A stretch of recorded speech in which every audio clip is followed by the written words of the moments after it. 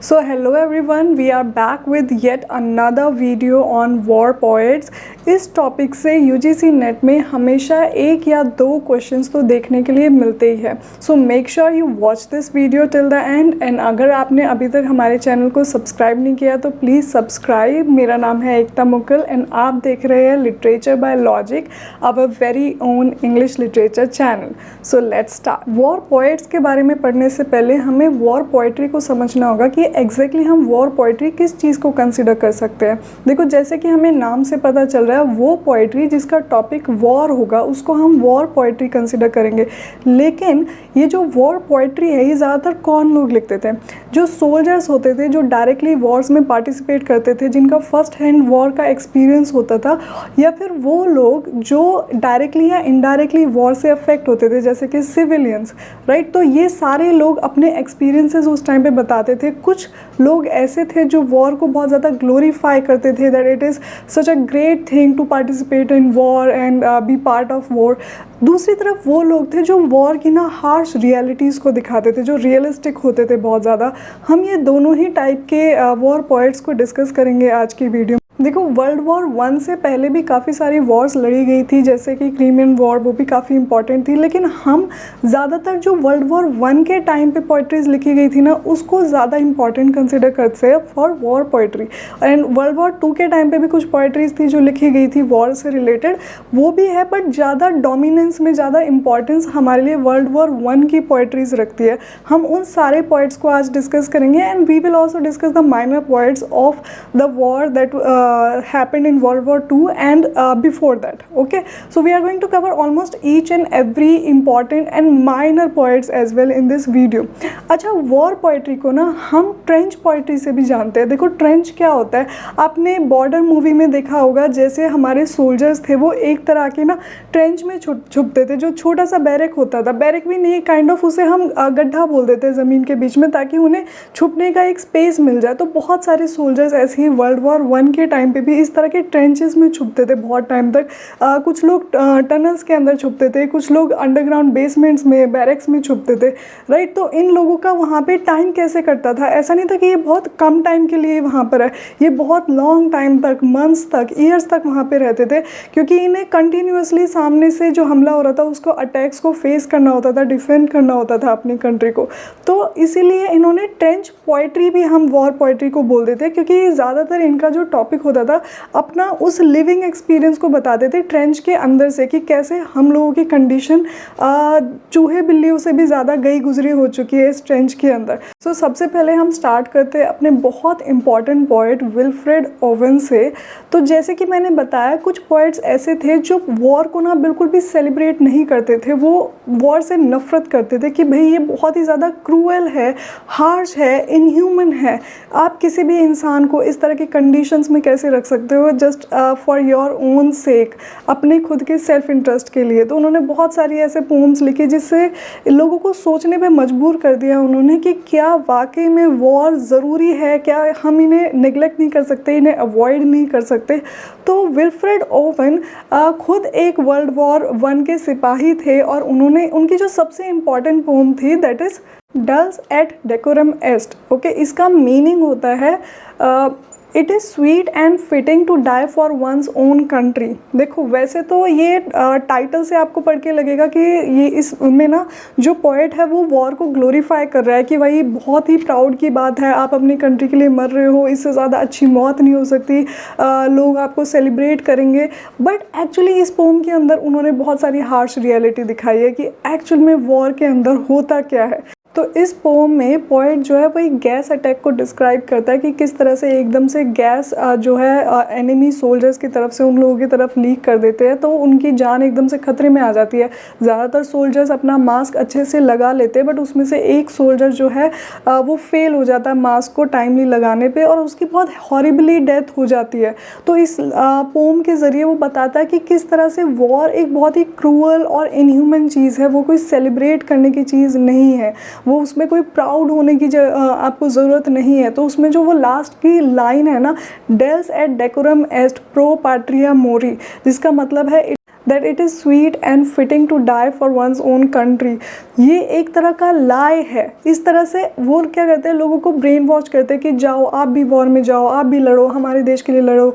तो उस टाइम पे जो ज़्यादातर वॉर्स होती थी वो उनका मेन कारण ये नहीं था कि सिर्फ और सिर्फ अपनी कंट्री को बचाओ, नहीं, बहुत सारे लोग ये सोचते थे कि हम एक्सपेंड करें, ठीक है, या फिर हम दूसरी कंट्री के अलाए हैं तो हम उनको हेल्प करें, अगर उनके ऊपर कोई मुसीबत है तो हम अपने सोल्जर्स को भेज दें कि भैया जाओ तुम उनके लिए लड़ो और तुम जंग जीत के आओ। लेकिन उन लोगों को खुद से तो नहीं लड़ना जो वहाँ के लीडर्स हैं।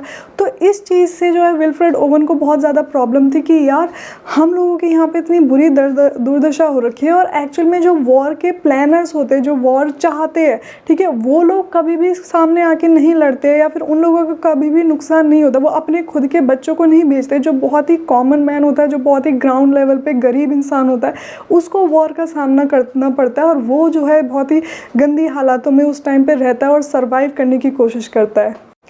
I want you to note down two very important lines from this poem. ये जो 2 लाइन है ये ऑलरेडी पहले भी पूछी जा चुकी है एग्जाम में, एंड आगे भी पूछी जा सकती है, so make sure you will note it down somewhere. So the lines are: bent down like old beggars under sacks, knock-kneed, cuffing like hags, we cursed through sludge. इसके अलावा there is one more line जो इस पूरी pome का थोड़ा सा idea reveal करती है, तो वो भी कहीं ना कहीं एग्जाम पॉइंट ऑफ व्यू से इम्पॉर्टेंट है। That is gas gas quick boys an ecstasy of fumbling, fitting the clumsy helmets just in time.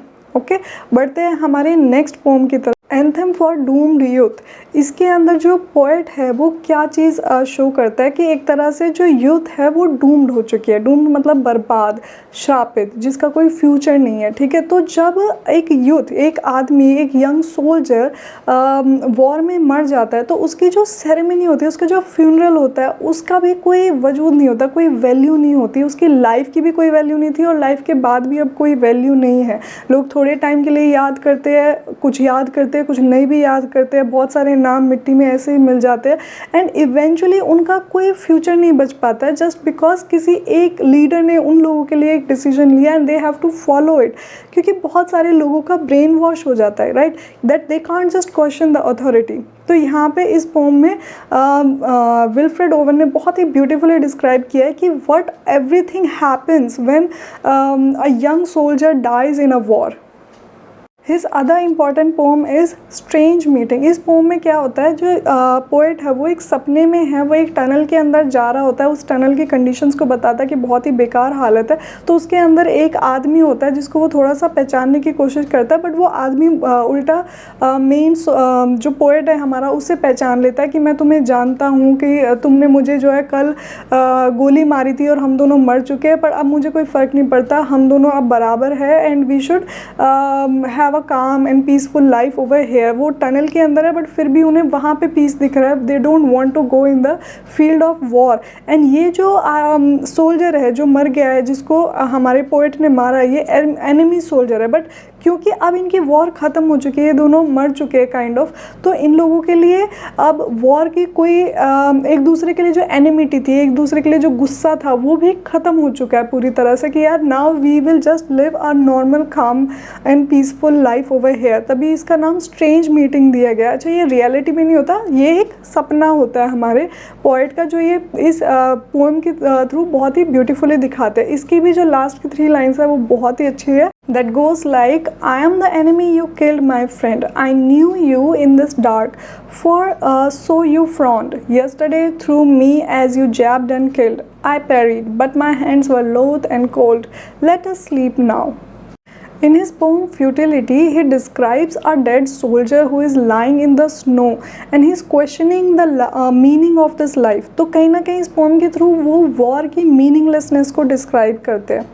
Next is exposure. तो किस चीज़ का एक्सपोजर वो यहाँ पे दिखाते हैं, दैट एक्चुअली वॉर में ही जो सोल्जर्स है वो नहीं मरते, अब बल्कि जो उसके अराउंड जो कंडीशंस क्रिएट होती है वो भी इतनी हार्श होती है, जैसे बहुत ही कोल्ड टेम्परेचर में या फिर बहुत ही हॉट टेम्परेचर्स में उनको सर्वाइव करना पड़ता है। तो काफ़ी सारे सोल्जर्स ऐसे भी होते हैं जो कई बार लड़ते हुए नहीं, भूखमरी से मर जाते हैं या किसी और डिसीज़ की वजह से मर जाते हैं, क्योंकि उनकी जो कंडीशंस होती है वो इतनी ज़्यादा बुरी हालातों में वो रहते हैं कि उन लोगों के पास उन लोगों को बीमारी हो जाती है बहुत सारी, तो उसकी वजह से भी वो उस चीज़ को एक्सपोज करना चाहते हैं पोएट इस पोम में। वॉर पोइट्स में हमारे नेक्स्ट पोइट आ जाते हैं सिगफ्राइड ससून, एंड इनको भी बहुत ज़्यादा सेलिब्रेट किया जाता है as an anti war poet. ठीक है, तो इनकी जो पोम है suicide in the trenches, it is extremely important. ये सिर्फ 12 लाइन्स की पोम है, बहुत छोटी है, तो इसको हम अभी के अभी कवर कर सकते हैं। I am going to read all the lines from this poem and उसके बाद हम छोटी सी इसकी समरी डिस्कस करेंगे। So the poem goes like, I knew a simple soldier boy who grinned at life in empty joy, slept soundly through the lonesome dark, and whistled early with the lark. In winter trenches, cowed and glum, with crumbs and lies and lack of rum, he put a bullet through his brain. No one spoke of him again. You smug-faced crowds with kindling eye, who cheer when soldier lades march by, sneak home and pray you will never know the hell where youth and laughter go. आप इस poem की starting की first line, last line and जो middle की ये line है, he put a bullet through his brain, no one spoke of him again, ये ज़रूर नोट डाउन कर लेना।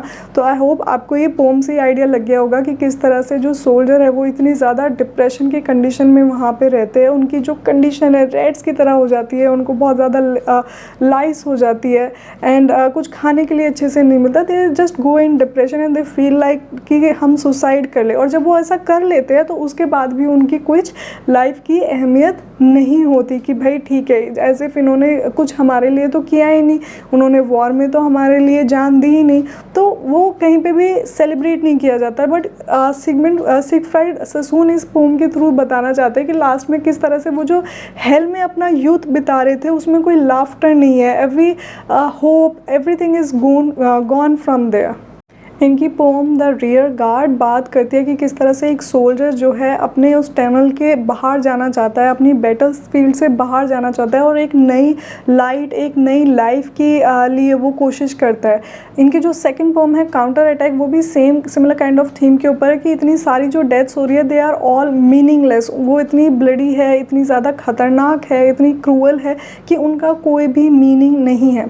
इनकी जो ये पोम है glory of women, this is slightly different. इसमें ये वुमेन के बारे में बताते हैं कि actually they don't have any contribution to this war as such, तो वो सिर्फ और सिर्फ जो है मॉर्न करती है and they are free from all the things that are happening in the war. जो आदमी उस टाइम पे फेस कर रहे हैं वो सिमिलर चीज़ वुमेन को फेस नहीं करनी पड़ती, तो ये उनका भी एक तरह से कहीं ना कहीं आईना दिखाते हैं उन्हें। Next is attack. अटैक के अंदर क्या है, वो सोल्जर के अंदर जो पहले से ही एक टेंशन शुरू हो जाती है जब वो वॉर में जाने वाले होते हैं, उससे पहले उनका माइंडसेट कैसा होता है उस चीज़ को जो है एक्सप्रेस करते हैं। नेक्स्ट हमारे वॉर पोएट आ जाते हैं रॉबर्ट ब्रूक। अच्छा, ये जो है एंटी वॉर पोएट नहीं माने जाते, ये एक तरह से प्रो वॉर पोएट माने जाते हैं जो वॉर को सेलिब्रेट करते हैं, ग्लोरीफाई करते हैं और बहुत ही ज़्यादा पेट्रियाटिज्म में ये बिलीव करते हैं। ठीक है, तो इनकी जो पोम है the soldier, it is extremely famous. इनकी जो डेथ है ना वो एक्चुअली वर्ल्ड वॉर 1 में बैटल फील्ड में नहीं हुई थी, ये उससे 1914 में उस टाइम से पहले ही इनकी डेथ हो गई थी। हालांकि ये सोल्जर थे बट इनकी ब्लड इन्फेक्शन से डेथ हुई थी, तो ये काफ़ी ज़्यादा पेट्रियाटिक फीलिंग रखते थे। इनकी इस पोम द सोल्जर की जो स्टार्टिंग लाइन्स है वो बहुत ज़्यादा इंपॉर्टेंट है, एग्जाम में पूछी जा सकती है, तो make sure you note it down. The lines are, if I should die, think only this of me, that there is some corner of a foreign field that is forever England. Okay, and in poem की last line को भी आप please note down कर लो। And laughter learnt of friends and gentleness in hearts at peace under an English heaven. इस same pome को 1914 the soldier के नाम से भी जाना जाता है। अगर कभी आपसे एग्जाम में पूछा जाए कि what is the other name of this pome, तो 1914 the soldier is will be the right answer. अच्छा, इनकी जो बाकी की पोम्स है जैसे कि पीस, द डेड, सेफ्टी, ये बिल्कुल ही अलग कॉन्सेप्ट्स के ऊपर बात करती है। जो पीस है वो बात करती है that how war gives a man a chance to prove themselves. ठीक है, किस तरह से वो अगर उन्होंने अभी तक लाइफ में इतना कुछ बड़ा नहीं किया है तो अब ये जो वॉर है आपके सामने ये आपको कुछ बड़ा करने का मौका देगी, अपना बहादुरी दिखाने का मौका देगी। फिर डेड में जो है वो ऑनर करते हैं जितने भी लोग उनकी कंट्री के लिए अभी तक जिन्होंने अपनी जान दी है, तो वो उन सभी को सेलिब्रेट करते हैं that you are the heroes of this country. Next is safety, जिसमें वो बताते हैं कि जो डेड लोग हैं, अब जो वॉर में जिन्होंने अपनी जान दे दी है, वो हर तरह के पेन से अब रिलीव्ड है, they are kind of safe in heaven now. इनकी जो पोम है द ओल्ड विकरेज ग्रैंडचेस्टर, ये एक्चुअली वॉर से रिलेटेड ऐसा नहीं है, ये इस जगह के बारे में है ग्रैंडचेस्टर, जिसमें वो उस जगह की बहुत ज़्यादा तारीफ़ करते हैं, वो सीनिक ब्यूटी वगैरह बताते हैं, तो it is not directly linked to wars. Our next important war poet is Isaac Rosenberg and इनकी जो पोम है break of day in the trenches is extremely important. इस पोम में वो बात करते हैं कि किस तरह से एक सोल्जर की लाइफ ज़्यादा रिस्की होती है, ज़्यादा मुश्किल होती है compare to a rat's life in the trenches. तो ट्रेंच मैंने आपको बताया था, जैसे वो गड्ढे होते हैं, वहाँ पे सोल्जर्स जो बहुत ही बुरी कंडीशन में तो रहते ही है, प्लस वो कभी भी उनकी जान को खतरा हो सकता है, बट वहीं पे भी रेड्स भी रहते हैं, बट वो रेड्स बहुत ज़्यादा फ्रीली रहते हैं और अपना खाना इधर उधर से ढूंढ लेते हैं और बहुत ही मतलब ईजी लाइफ वहाँ पे वो बिता लेते हैं। उनके लिए तो वो एक हेवन जैसा होता है, जो कि सेम सोल्जर्स के लिए एक तरह का हेल हो जाता है। तो ये पोम बहुत ही ज़्यादा इंपॉर्टेंट कंसिडर करी जाती है from exam point of view. Make sure you note it down. इस पोम की स्टार्टिंग लाइन्स भी आप नोट डाउन कर लो, they can be asked in exam. The darkness crumbles away, it is the same old rude times ever. Only a live thing leaps my hand, a queer sardonic rat. And the last two lines are, but mine in my ear is safe, just a little white with the dust. Okay? इनकी other three poems, Dead Man's Dump, Returning We Hear the Larks, Love's Hunting, they also talk about more or less on the same topic about the gruesome conditions of soldiers in the war. अब बात करेंगे कुछ minor war poets की। इन लोगों के आपको सिर्फ और सिर्फ जो है वर्क्स के नाम पता होने चाहिए और किस पोइट ने ये लिखे हैं। डिटेल में आपको इनको पढ़ने की इतनी ज़्यादा ज़रूरत नहीं है, इनकी थीम्स मोस्टली सबकी सेम ही होती है। Okay, so the list goes like Edward Thomas, Rain as the team's head brass lights out. Next is Ivor Gurney, To His Love, The Silent One. Next is Charles Shorley, When You See Millions of the Mouthless Dead. This can be considered as important one, जो exam में पूछा जा सकता है। Laurence Binyon, for the fallen. देखो इस poem की ना जो लाइन्स है वो बहुत फेमस है, तो आप उसको नोट डाउन कर लेना। That go something like they shall grow not old. Okay, तो इनको आपको नोट डाउन करना है कि ये इस तरह से ये लाइंस पूछ लेंगे कि ये किस पोम में लिखी गई है, किस पोएट ने लिखी है। तो ये लिखी है Laurence Binyon, for the fallen. Next war poet is David Jones and इनकी फेमस पोम है in parenthesis. Next is Robert Graves. He is considered another very important poet. इनकी जो poems है they are like Over the Brazier, Fairies and Fusiliers, and इनकी autobiography है Goodbye to All. Next is Edmund Blendon and इनकी poems है The Anchor at Hamel, Afterwards, Third Ypres. Okay, next हमारे पास है world war 2 के जो poets, but इनके भी आपको सिर्फ और सिर्फ नाम ही पता होने चाहिए, ज़्यादा डिटेल में पढ़ने की ज़रूरत नहीं है। तो दे goes like Keith Douglas, Vergissmeinnicht. Okay, I don't know how to pronounce it, very difficult, but ये आप याद रख लेना। कीथ डुगलस ने लिखा है ये work. How to kill. Next is Alun Lewis, all day it has rained. Next is Sidney Keyes, war poet, Henry Reed, Naming of Parts, F.T. Prince, Soldiers Bathing। अब हम बात करते हैं उन पोइट्स की जो कि सिर्फ और सिर्फ वर्ल्ड वॉर 1 और वर्ल्ड वॉर 2 से रिलेटेड नहीं है। इन्होंने जो इनकी जो थीम है वो वॉर ही है, बट वो किसी और वॉर से रिलेटेड है।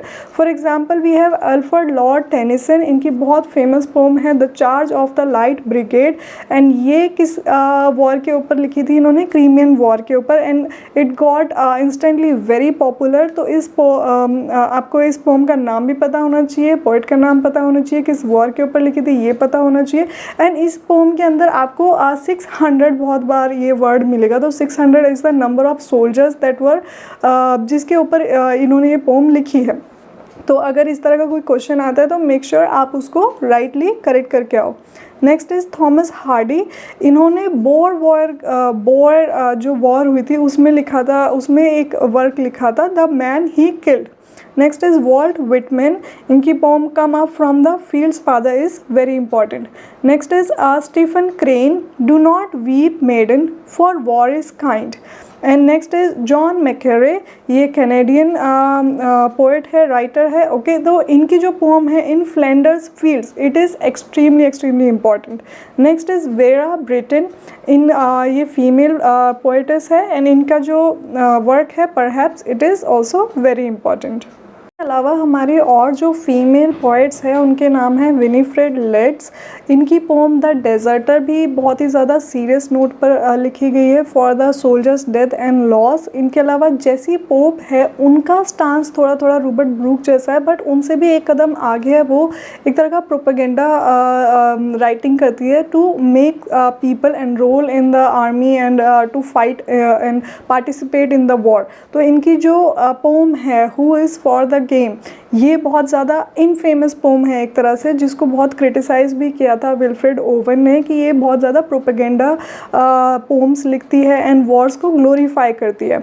Next is W Gibson. इनकी poem back breakfast the messages is again anti war poem. Our last war poet is Alan Seeger and इनकी poem I have a rendezvous with death is extremely important. Make sure you write these names somewhere जिससे कि आप भूलो ना। Now we have reach the end of this video. अगर आपको ये video अच्छी लगी हो तो please like, share, comment and subscribe ज़रूर करके जाना, ताकि इस तरह की और भी इंटरेस्टिंग एंड इन्फॉर्मेटिव वीडियोस आपके सामने आती रहे जल्दी जल्दी। ठीक है, मिलते हैं हमारी नेक्स्ट वीडियो में, तब तक के लिए शुभ घेर, बाय बाय।